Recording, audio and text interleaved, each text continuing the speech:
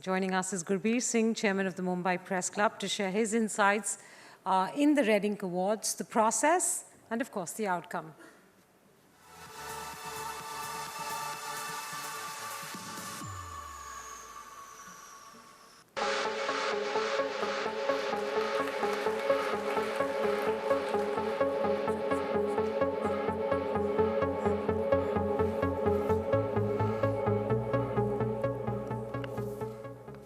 So I'll take up where my friend and colleague, our president, Ayaz Memon, left off. He was struggling a bit about what we do at the press club, whether it's drinks, gossip, kya hai.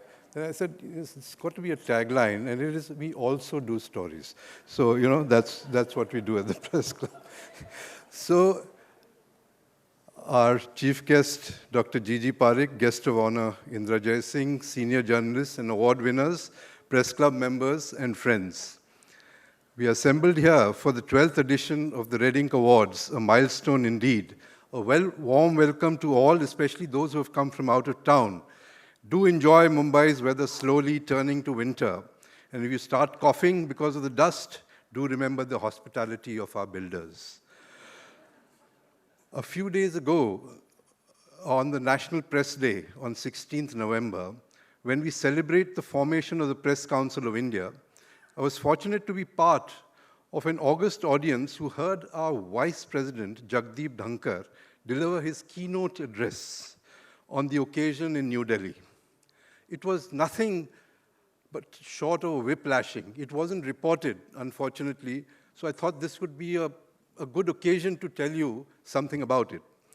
He said media should provide a healing touch instead of an approach to sensationalize news and happenings. News media, he said, had become a stakeholder as unethical influencer, which is not its mandate. He reminded many in the press had not given up their colonial hang-ups and continued to quote NYT and other such outlets. He said he'd personally suffered at the hands of some unnamed journalist when he was recently governor of West Bengal from 2019 to 22. He said fake news had become common and AI, artificial intelligence, was being used to fabricate news and pictures. He said he had himself become a victim when a Telangana news portal had used the vice president's handle to fabricate sort of compromising pictures of himself. Now, you see, all this went on, then he finally came to the threats. He issued a threat that we cannot ignore media outlets who spread falsehoods about Bharat. And he finally summed up his address with a clarion call. This is not the time to show teeth, but it is time to bite. So we were a little amazed. There was no context. So many of us journalists, part of the press council, we were wondering, I don't know who it was who would do the biting and who was to be bitten. It was not there in the context. We're still wondering. The one thing the vice president said, which I applaud him for, and I quote, journalist ethics is being compromised. And then he carried on. He went on to say, I quote again, journalists are compromised because they don't earn enough. Round of applause for him. We all have to agree to this. While news media certainly needs to introspect, something tells me we are being treated not as a stakeholder in society or the fourth estate, but as enemy ranks. Something is rankling. There are different parts of news media. We've heard some of it with the previous panel. Those who have compromised entirely, those who have partly compromised and who are torn between a pliant management and their conscience. And then there are those who obey the law and still find ways of keeping a straight spine. RedInk Awards is about the third category, those guys who will go to any lengths to tell the truth and don't care about the consequences. It's our theme this year, so beautifully brought out by our creative agency, Open Design. The message is, one can make a difference. One can change the world. We know things have become tougher, but thousands of journalists are using guerrilla tactics, playing hide and seek, and they manage to come out with path-breaking stories. We see them here. As mainstream news broadcasting and even print comes under scrutiny and becomes financially untenable, our colleagues are finding digital alternatives. YouTube and WhatsApp channels are keeping going. When the mainline media failed to report the farmers' agitation that had reached the gates of Delhi, it was YouTube channels like Lalan Top, now bought by the India Today group, that brought home to the viewers on real time what was happening. Again in UP, the shackles of the mainstream media, we know that because they get bulldozed, has more than been made up by literally thousands of YouTubers based in districts and kasbas. You shut one down, the guy comes out with another name, and he's broadcasting the next day. It emerges again. In Bundelkhand, I read about a Kishan Kushwa offering news and comedy, and it's grown to a following to such a point that he is making 40,000 to $1.5 lakh a month on ad revenue. The government is worried. There are new laws and amendments coming, but clearly technology and the never-die spirit will prevail. Some may think that journalism was stenography, where those who rule dictate the content of news, but I can assure you, everyday journalism is proving it's a very dangerous profession, as Menka said.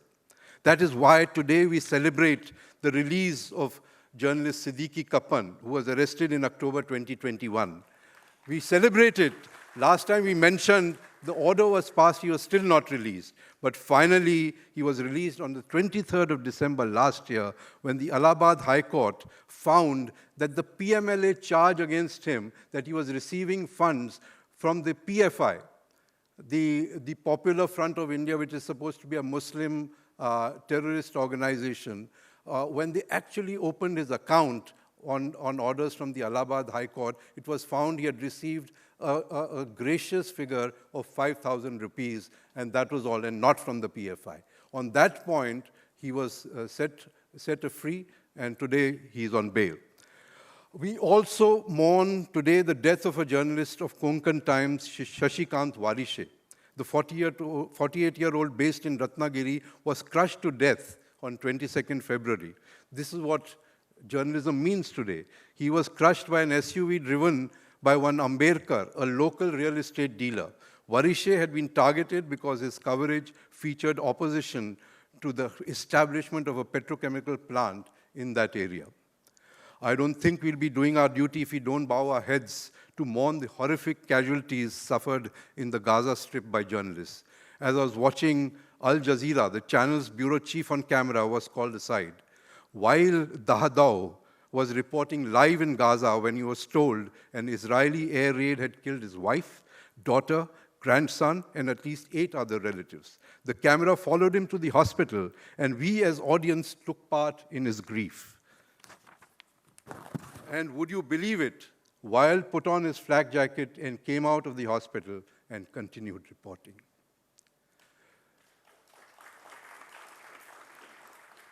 As of December 1, International Media Monitor Committee to Protect Journalists and said that its preliminary investigation showed at least 61 journalists and media workers were among more than 16,000 killed on both sides since the war began on October 7th. The taps of tears and grief have run dry. We hope this war ends. And finally, about RedInk Awards, as usual, we had more than 1,500 stories in 12 categories to sift and judge. You may think that the standards of journalism are reaching the bottom of the pit, but the big change we are seeing is RedInk stories standards are getting to be better with each passing year. Gone are the days when people used to enter chaff. What we are receiving today are stories and articles self-vetted and of a very high standard. The curating process has become even more difficult, and for each category we have to bring in as many as 3 curators for different sections to do justice, to make the right shortlist. Financially, we are in trouble, but with your support, we hope to keep going and making RedInk an even a greater institution. Thank you, and enjoy the rest of the evening.